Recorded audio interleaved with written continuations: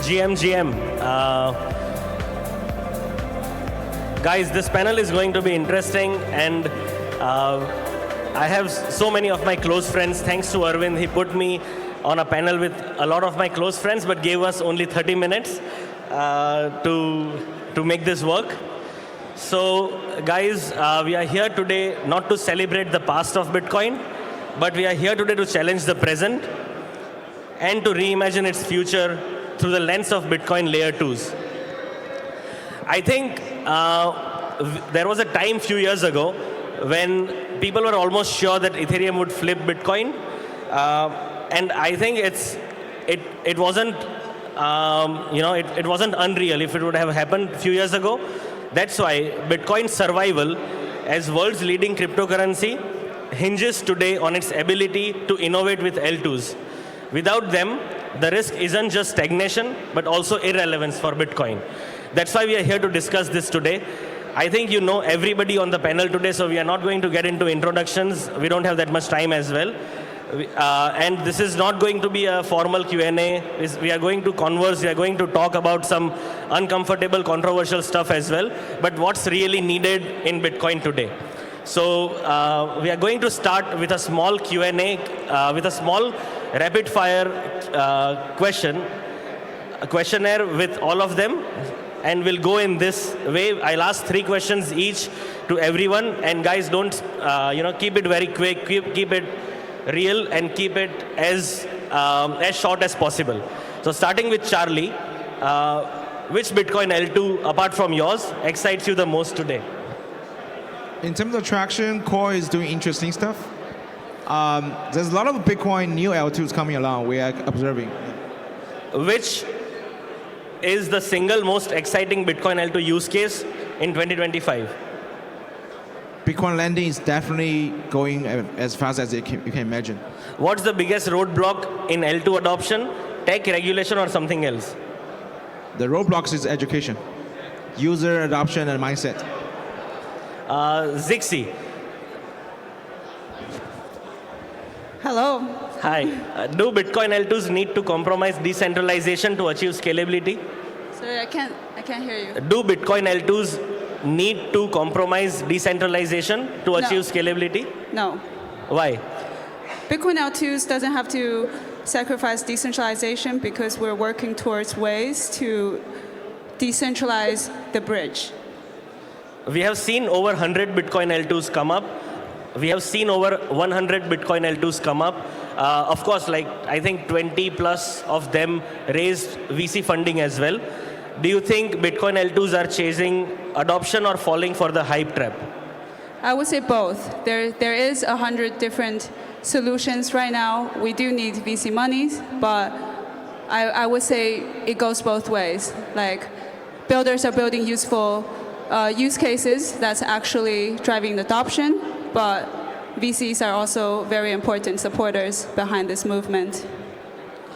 Do Bitcoin L2s need to differentiate themselves from Ethereum more clearly? I think Bitcoin L2, by positioning as Bitcoin L2, is already a major differentiation. I think whatever works, whatever is best for the users, whatever helps us achieving the mission of Bitcoin, is what's important. It's not about differentiation, but rather learning and adopting what is useful from Ethereum and applying it to Bitcoin as well. Yes. Arnold, same question for you. Do Bitcoin L2s need to differentiate themselves from Ethereum L2s more clearly? Yeah, I mean, Ethereum is like, it defined itself as a world computer because the smart contract defined the blockchain. And the Bitcoin is more or less like a media of payment, like a decentralized currency at the very beginning, as from the Bitcoin's white paper. Satoshi Nakamoto clearly states that the Bitcoin is like a peer-to-peer electronic cash system, while Ethereum is like a world computer. It's a decentralized world computer to execute the different programs that runs on blockchain. So that's definitely different from the very beginning. Yeah. So. Yeah, keep it short for the next one. What's the biggest roadblock to L2 adoption? Tech, regulation, or something else? Sorry, can't hear clearly. What's the biggest roadblock for Bitcoin L2 adoption? biggest roadblock for Bitcoin L2 roadblock adoption. Yeah. of Bitcoin getting mass adoption. I think firstly it's that Bitcoin's high transaction fee that blocks Bitcoin from the everyday payment and also finance use. So I think Lightning Network can definitely solve this question, this problem. And also secondly, I think Bitcoin is not Turing complete, which kind of limits the script functionality of Bitcoin. So that's why, of course, we are trying to build RGB protocol, which provides a smart contract system on top of Bitcoin and Lightning Network to facilitate the payment and also the Bitcoin DeFi ecosystem. Thanks. You take too long to answer. No third question for you. David, what's one mistake Bitcoin L2s can't afford to make right now? I think for me it's all about the security, and the other most important thing for me is to find a functional DeFi market for Bitcoin, because the whole uniqueness of Bitcoin is the TVL. It's a $2 trillion market cap. That if we can bring that into the ecosystem, it will differentiate us plenty. What's the single most exciting Bitcoin L2 use case for 2025? DeFi. Which Bitcoin L2 project, apart from your own, excites you the most? So we're not the Bitcoin L2, so that's the first important thing. But of course, BitLayer. Interesting. Hi, Alicia. Same question. Which Bitcoin L2 project, apart from yours, are you most excited about? I'm excited about all of the projects on this stage. We work a lot with Lightning Labs, so probably Awesome. Lightning. Yeah, single most exciting Bitcoin L2 use case for 2025. Censorship-resistant social protocols. Can you elaborate a little bit? I think one property of Bitcoin that no one really understands or internalizes is its censorship resistance. That's something no other cryptocurrency can offer, and that has a massive use case within social applications, getting people to really voice their opinions and not be censored, and that I think is the most true to Bitcoin. We'll do the DeFi thing, we'll do all of that, but I think Bitcoin can be a lot more than that. Biggest roadblock to Bitcoin L2 adoption today? Focus on TVL over users. Interesting. So, guys, this was a very small rapid fire round. We'll get into deeper questions now. We'll do a few set of questions, and we will have few set of topics we'll discuss upon. We'll discuss on L1 versus L2 first, then we'll talk on interoperability, and then we'll talk on challenges in capital and incentives. So the first question, L1 versus L2, some argue that L2 solutions are just a temporary band-aid for Bitcoin scalability issues. Should we focus on solving these challenges directly on Bitcoin L1? Or are L2s the only viable path forward? Because I was talking to a few people in last few conferences, and we also build on Bitcoin L2, right? Velar builds on Bitcoin L2s, but there are people who are calling Bitcoin L2s vampire attacks on Bitcoin. And what are your thoughts on it? Like, anybody can go first. So I'll give you some data. Q2 this year, Bitcoin gas fee was 80 Bitcoin. Q3 was only 10. Due to Bitcoin price go sideways, Rune's ordinals went down, but a lot of Bitcoin sidechain breached a lot of the transactions. So I disagree Bitcoin L2s with native Bitcoin L2 and with trust minimized bridge with Bitcoin L1 verification is a vampire attack. All the Bitcoin sidechain, yes. So that's the first thing. Second thing, all the garbage UTXO created, so many of them last year in 2023, is not the future of Bitcoin ecosystem. We need a meta protocol, we need the layers. Leave all this craziness on Bitcoin L1 alone, right? Move that to all these important scaling solutions. We don't need a mass adoption social thing to make the Bitcoin L1 more clunky, to make all the people who wants to do payments make it more expensive. So I don't think Bitcoin L1 never designed to be this mass adoption. It doesn't really align with Satoshi's original vision. I think just to add to Charlie's point, there are a lot of companies like ours now that are building for trustless bridging, bringing ZK primitives to the L1, where you can verify ZK proofs and compute right on L1. And there are 4 or 5 companies in the space working on this and integrating with the layer 2s and the ecosystem to bring security and trustless bridging.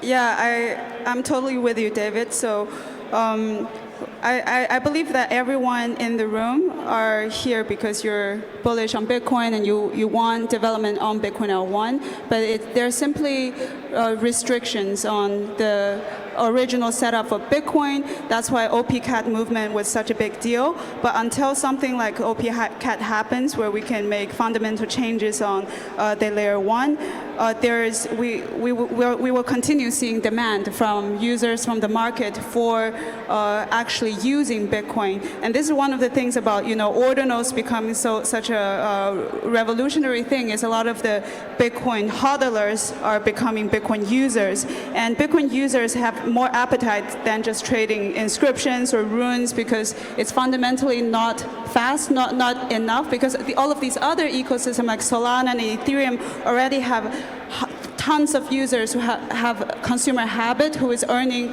a lot of money, making yields from the very vast and DeFi ecosystem, and people want to see the same thing on Bitcoin, which is like yields on Bitcoin.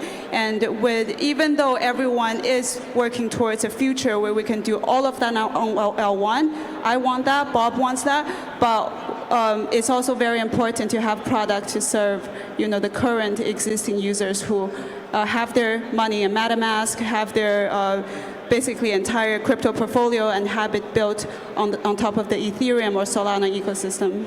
Can I jump in here really quickly? Sure. So I think when we think about innovation, it needs to occur on the base layer as well as the L2s. All of our solutions here are trust minimized. They're not trustless. We're not ever going to move to trustless unless there are these fundamental changes that occur on Bitcoin base layer.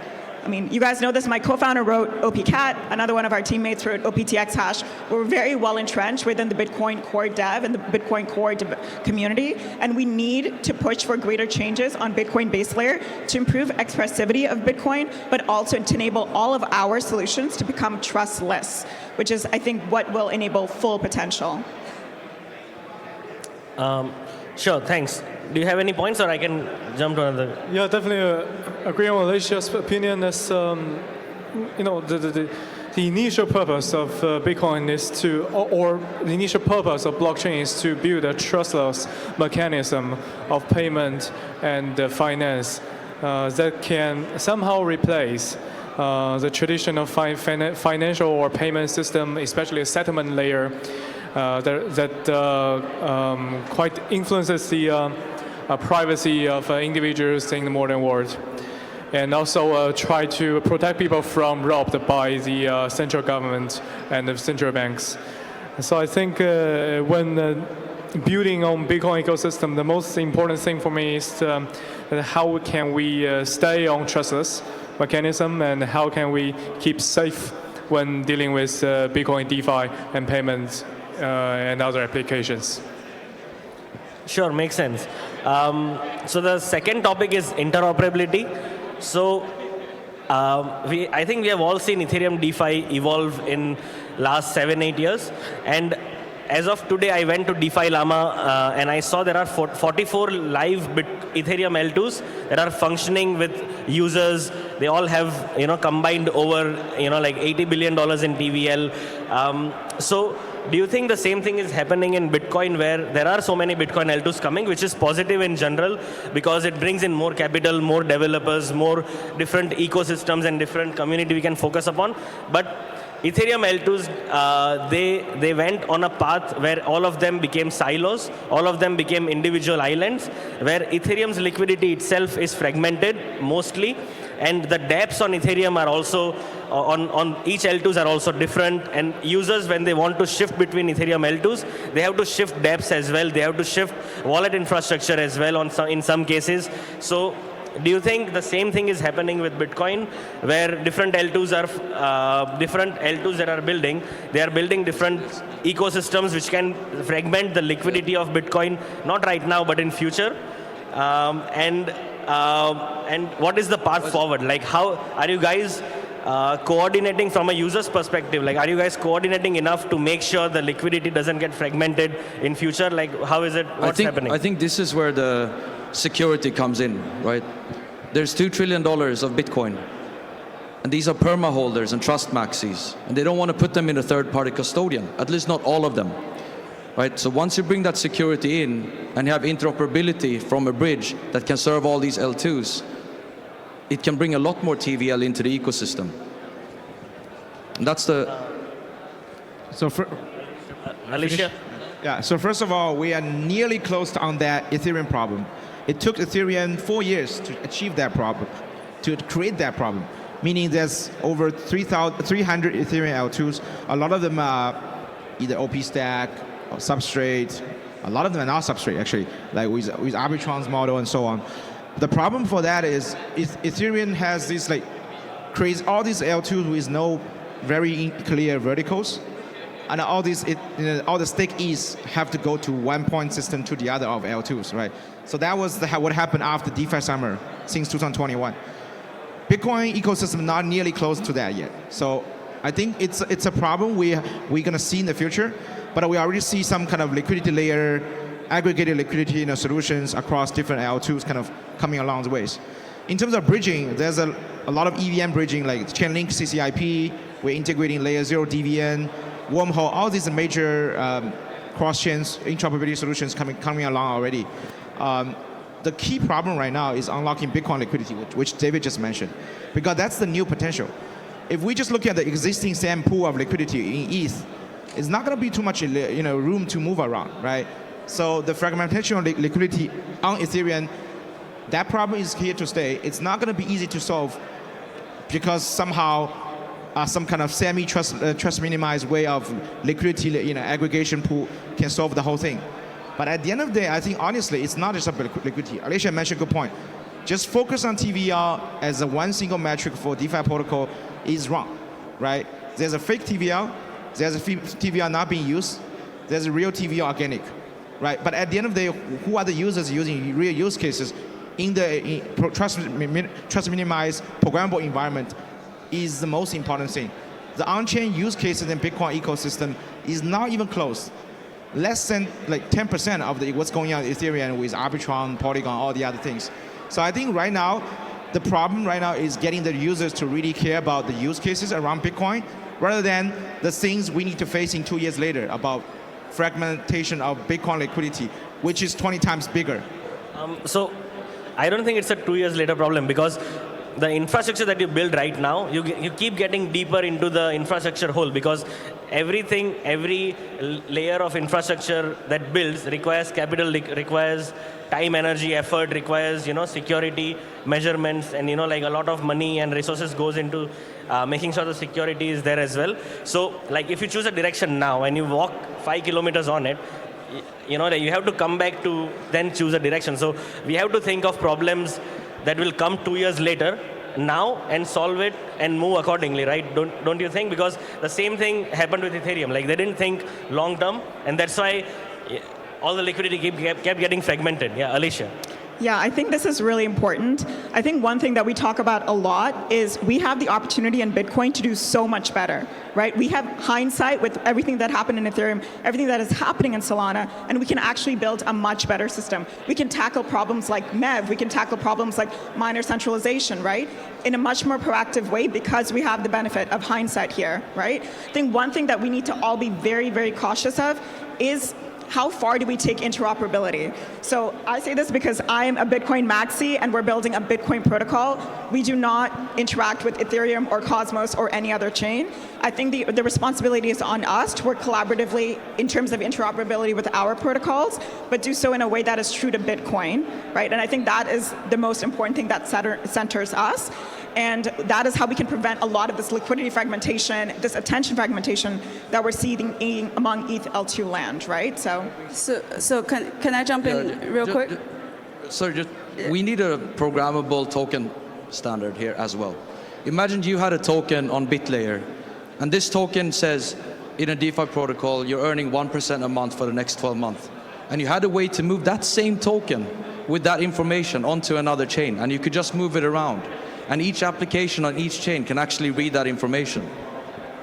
Thanks. So I just want to quickly respond I just really want to respond to Alicia's point, because I love what you said, and I can totally resonate with you as a secret little maxi beneath my, my heart. But But I want to just pose, not to be competitive, but I just want to pose another point of view, which is that the question is about segmentation. And segmentation is not just on TVL. TVL is a reflection of the segmentation, and underneath is the segmentation of technology, user base, and belief on things. That's why there is like a segmentation between, you know, the new wave of Bitcoin Maxi who use ordinals, who use runes, who support OPCAT, and there's an old kind of Maxi who use Lightning Network and you know, Moon Wallet.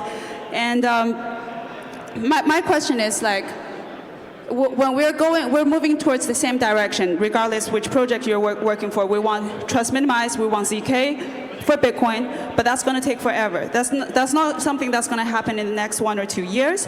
And once the bridge is done, once the trustless mechanism is done for bridging Bitcoin, there's going to be technical risk. It's going to have to be battle tested. It's going to take another few years for like institutions, for custodians, for everyone who already have their liquidity in Bitcoin, who is being put to use, for them to adopt this technology. And that's not going to be like, imagine something like, you know, like a bank. They're not going to adopt a technology that has been live for like 6 months, no matter how perfect it is. And so something like, you know, like a solution that is built closer to Bitcoin L1, this is like that require user to, for example, download a different wallet to basically build a completely different community. It's not really the same as the existing community on Bitcoin L1, and it's even more separated than the larger crypto crowd, which have everyone here. Like, how many of you have a MetaMask wallet, right? And how many of you have a Stacks wallet? Like, I'm not attacking Stacks. I love Stacks, and I know people who work there, but I'm just making an example. So like when we build something for mass adoption, instead of trying to change the behavior of devs, instead of changing the behavior of the users, we're thinking about how can we tap into the existing liquidity? How do we tap into the existing user base? And I just want to make one example about, you know, what we do here. So our team made a lot of research before launching Bob, and part of it was like, do we want to launch a optimistic rollup? What kind of rollup do we want to do? Is it going to be EVM, or is it going to be completely a new blockchain?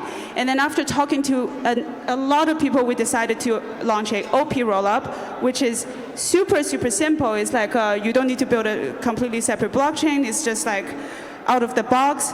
And the reason we decided to go with the easy route is because so many people have already tested this before. And as a dev, if you want to build something on the OP stack, you simply fork your Solidity contract that's already been successful elsewhere. And also, once you are plugged into the ecosystem, we're connected to all of these other superchains in the ecosystem. Like you, for example, WorldCoin now is a part of OP. Base is on OP chain.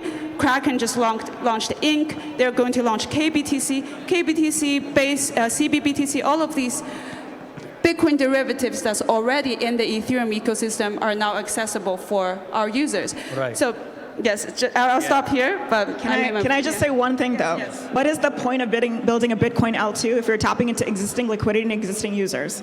The only reason any of us should be building a Bitcoin L2 is unlocking new liquidity and new users. But this is new liquidity and new users for Bitcoin, though. Like we're talking about Ethereum users. There's a lot of people who don't have Bitcoin wallet, but they have a multi-chain wallet like Magic Eden, or they have a MetaMask which did not use to support UTXO. But all they're doing is they're just farming. They're not actual new users, or it's not incremental. There's no additionality there, right? They're just farming. I will make one more example. How many people in Argentina do you think pay with Lightning Wallet versus how many people pay with USDT? I think, and Bob's approach of joining the superchain is interesting. We didn't do that. We have our own graph, but EVM compatible. The whole point is getting more users and more liquidity on board. On that part, I agree with Alicia's point. I don't think we need to keep being the Bitcoin Maxi, hitting the echo chamber. I personally am pretty fed up with meeting the same people who have seen the same thing all over the world. I'm pretty excited to meet all the new folks. 2 days ago in Abu Dhabi, a lot of people don't know what is Bitcoin layer 2s. what is Bitcoin Meta Protocol? What is BVM? These people bring a lot of new liquidity coming over. 150 billion of new liquidity coming from the ETF in the last 12 months. These are the folks we're talking to. So I have to slightly disagree, Mithil. You're saying we're going to have the same exact problem as Ethereum L2. I think it's going to be different because of the new user base is different. The ecosystem dynamics different. The things made a mistake with Vitalik and Ethereum Foundation 5 years ago.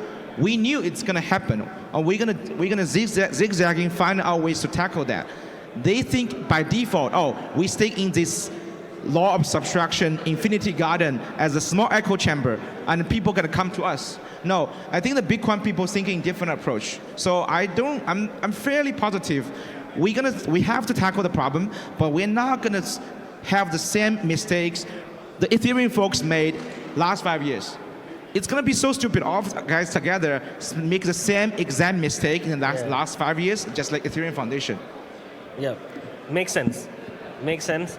Alicia, you made a great point that most people are just farming, most of these users are just farming airdrop or farming points. And that is my third and my most favorite point as well. Challenges in capital and incentives. So building an L2, you are building a whole city in a way. You're building the whole set of infrastructure with, you're building you're building a whole user base, you are building different form of the infrastructure in terms of stable coins, you're bringing oracles, you're bringing all the dApps. So it requires a lot of capital, and we have seen, so there are a few pseudo questions. So the first pseudo question is, we have seen Alt L1s and Ethereum L2s raise hundreds of millions of dollars each and still not be able to succeed, like Aptos, Sui, Avalanche, Polkadot, I mean, we can name hundreds of them.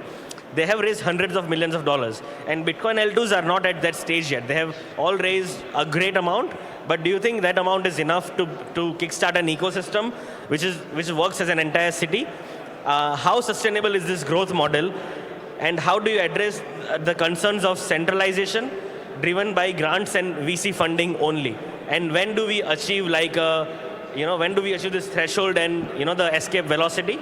And then I have a pseudo question forwarding to this point again, but would love to hear, like Alicia, maybe Sure, you can start. I love this question. We don't do grants, we don't do incentives, we don't do points. Everything we've done has just been by having the best product in the entire world. We have 80 different teams building on us. Of those, 20 of them are native teams. Some of them are here in this room. And we will continue to do 0 grants, 0 incentives, 0 points, because we really believe in building real products for real people and real use cases.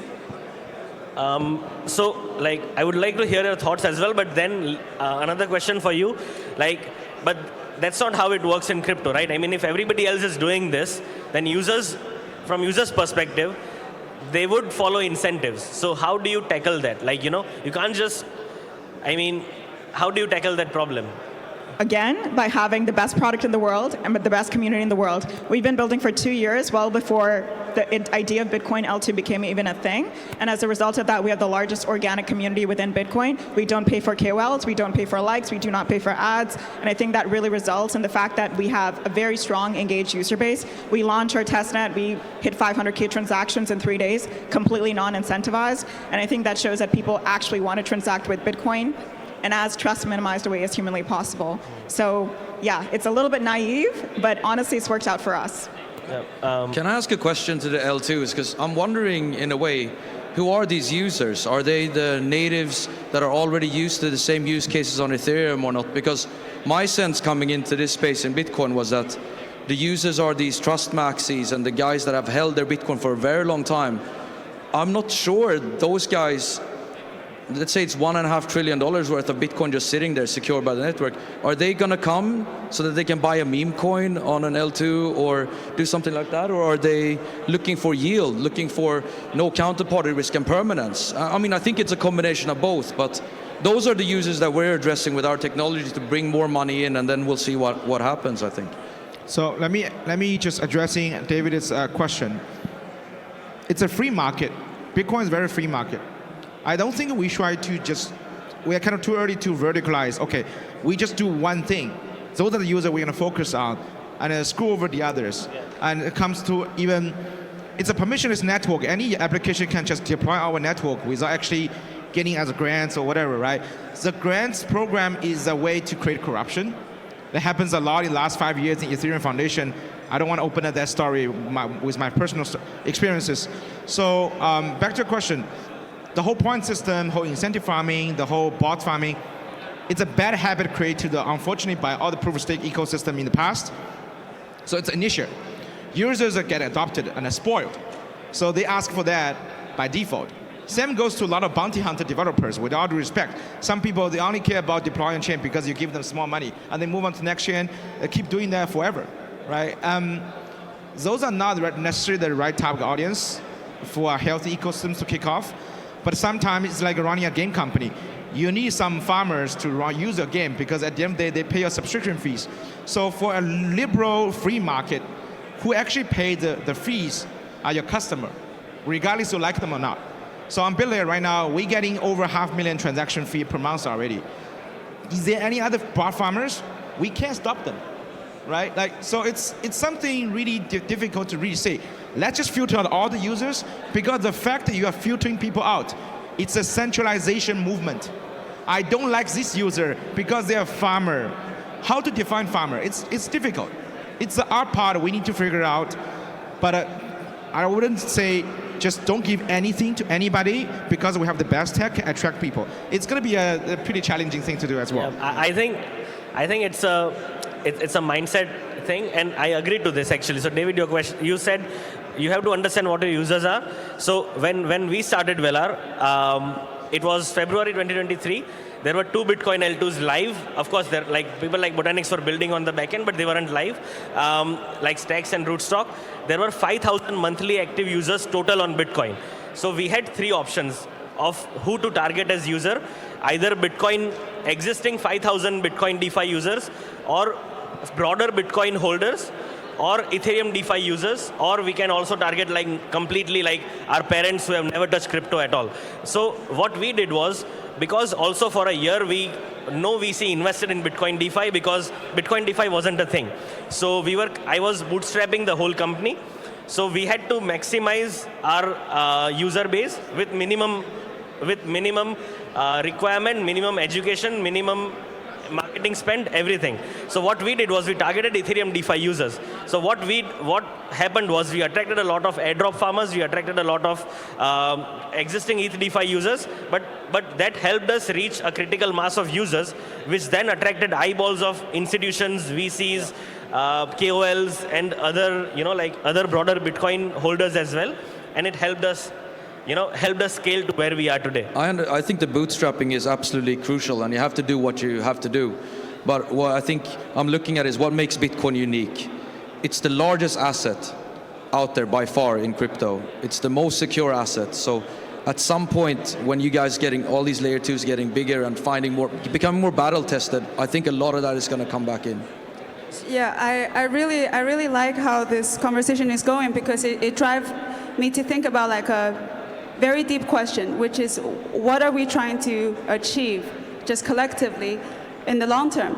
And if we go back to the fundamental with like Bitcoin, not discussing like L2s or L1s or whatever, just Bitcoin itself, it's here to empower people. It's here to help people achieve financial sovereignty. We want people who doesn't have access to traditional, financial tools to be able to fund their houses, to be able to pay, regardless where they're from and what they have been through. And so when we look at I think a good way is to look at some of the oldest Bitcoin L2, which you mentioned. Before this BTC5 happened, there was not just Stack, there was Rootstock, there was also Liquid. And I want to use Liquid as a very good example, because Liquid network, I'm sure there's a lot of people who haven't even heard about it, but it's one of the earliest Bitcoin L2, which was fully designed for basically institutional use cases. They have designs for privacy, where you can choose to send your Bitcoin without revealing too much information about yourself. And there's also like a lot of development into like lending and collateralization. And these ideas have been entertained by Bitcoiners for a long time. The way to fundamentally help people is we provide the possibility for people to collateralize their Bitcoin and for example, borrow fiat money. Yes, I know we're short on time, but like very, very last point, which is this is why we're focusing on ecosystem. We have to have the TVL, we have to have the incentive, we have to make sure that people are willing to test, willing to put their money here and also build a large enough pot so that we can achieve bigger purposes of actually giving the tools to the people in need. So last question, keep it short. What is the ultimate goal of Bitcoin L2s? Bring use cases around Bitcoin holders, especially the new ones. I'm not talking about the laser eyes. Let the maxi do the maxi things. But it's a first principle of modern finance. I hold assets, we're looking for use cases, we're looking for yield. It's constantly being asked by the community. We've been interacting with over 1 million users now, with 20 million transactions now. Things are happening. It comes same naysayer comes to the Bitcoin NFTs, our ordinals last year. People don't like to touch the holy grail of Bitcoin, and then we have all these exciting ordinals coming along. So let the naysayer do the naysayer things, but Bitcoin deserves the trustless programmable environment for use cases like Vela to come along. This is a really important goal. So the miners don't just care about 8 years later, how am I gonna make a living because I have another 2 halvings. The hash rate power is too crazy. Can we make it still a living on miners? Oh, let's just mine all the other shitcoins. I think that's not going to be the future look like. We need a Bitcoin ecosystem, and the ecosystem centered around all the meta protocols and layers. That's the reason we need that. Yeah. Anybody else? I think it's about exporting the security of Bitcoin. It's not the value of the token. It's this unique network of participants that creates security. And with the L2s, you guys, like you talked about social censorship resistance, we'll find new use cases that are not trading, that are not gambling, and export the Bitcoin security to those use cases, censorship resistance, and that will generate more fees for miners, which will eventually keep securing the chain. I'll keep it short. I think Bitcoin L2s, we have a responsibility to build the rails for a world that runs on Bitcoin. Sure. Thanks a lot, guys. And anybody else wants to add a point?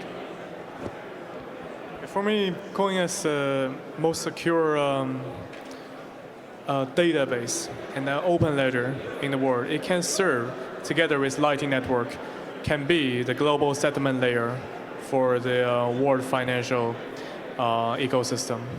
And I hope that one day Bitcoin can serve, can date back to its initial purpose as a medium of payment, a stablecoin settlement layer, and to bring the financial freedom and also the payment and currency freedom to all its holders and users. Yeah. Thanks a lot, guys. I would like to add to this point as well, just a minute. I also think, like, I have a dream. Like, we are all friends, and I think everybody on this panel, we are going to work together in some form for next few decades, like at least next 10, 20 years. I can feel the energy, and my dream is that not us, but our kids individually, whenever they grow up and when they turn 18, they have a choice to choose between banking system and a financial system based on Bitcoin. And they can live their entire life, run day-to-day operations, run day-to-day finances, invest everything without touching a bank account ever in their entire lifetime. So the dream is to make Bitcoin the base of entire future generations' financial infrastructure. We have to build it. And we are not competing against banking. We are not competing against US dollar. We just want to build a parallel financial infrastructure with Bitcoin as base. And I think everybody would agree here on this point with me. And with that, I would like to add some closing remarks that to all the Bitcoin L2s, we work with all of you guys closely, and we just have to ask ourselves to, and every other Bitcoin L2 founder or team member listening, just ask ourselves every day, are we building Bitcoin L2s that are aligned with Bitcoin's founding principles, or are we just chasing trends that are not serving Bitcoin's long-term goals? So with that, thanks a lot, everyone. It's been great, and thanks, Serge and Arvind, for hosting this. Thanks, guys.